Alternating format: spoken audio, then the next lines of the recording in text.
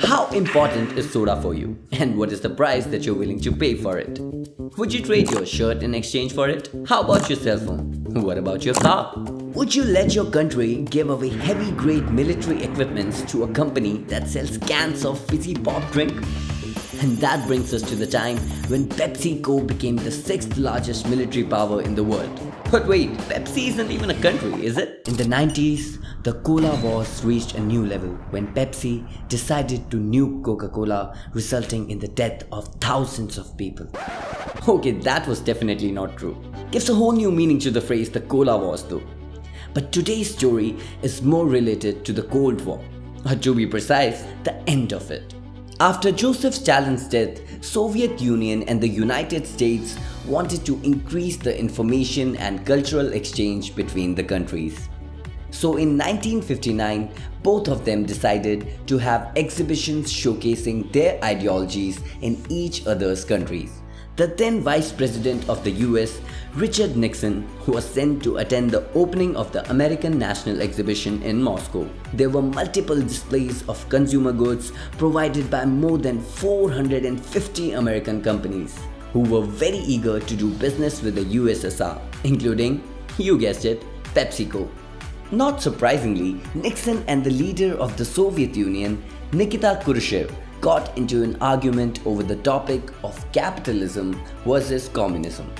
As the legend goes, their conversation got so heated that Khrushchev started swearing blindly, and Pepsi saved the day by intervening and offering the Soviet leader a cup of his delicious sugary beverage to cool him down. Which is when the iconic black and white photograph of Khrushchev taking his first sip of Pepsi was taken. The pic went viral. According to the standards of that time, not TikTok viral, but viral nonetheless. Let's separate fact from fiction now. It's true that both the leaders got involved in fiery debates at the exhibition, but these were actually planned debates which were televised in both the countries. Pepsi's Vice President of Marketing, Donald Kendall, was a close acquaintance of Nixon and called him the night before the launch with a mission to get Pepsi in the hands of Khrushchev. They conspired together to ensure that a photographer would be waiting in the perfect position to capture them. The photograph helped market Pepsi in a big way, as in the 70s when Nixon was the president and Kendall the CEO of Pepsi.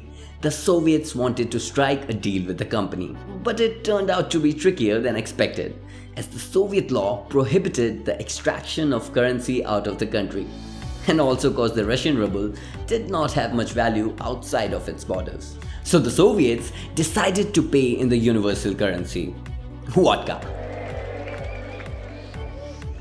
Turning to the oldest ways of doing business known to man, Pepsi traded its fizzy drink for gallons and gallons of lovely Russian vodka, which became very popular in the US. They set up multiple factories where their imported syrup could be combined with local water and gas to create Pepsi. This process had to be refined, as many said that the first Pepsis to come out of these factories tasted like shoe polish.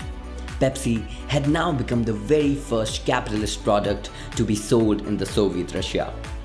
By the 80s, the Soviets' thirst for Pepsi was continuously increasing. They wanted to double the number of Pepsi plants in Soviet Union and begin distributing the drink in aluminum cans and plastic bottles for the very first time. Which takes us to one of the most important unanswered questions of the universe. Why does Pepsi or Coke taste better from the glass bottle? I don't know, it just does.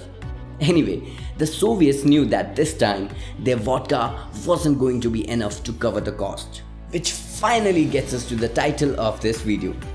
The Soviet Union traded Pepsi a fleet of submarines and boats for a whole lot of soda. The new agreement included 17 submarines, a cruiser, a frigate, and a destroyer, making Pepsi at that time the owner of the 6th largest military in the world.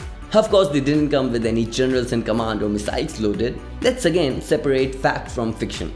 The Soviets had old naval vessels left from the Cold War. So to make the payment for $3 billion worth of Pepsi, the Soviets made the company a middleman in the deal, which ultimately involved selling the vessels to a third party, a Norwegian scrapping company, for them to be scrapped for metal and any other useful resources.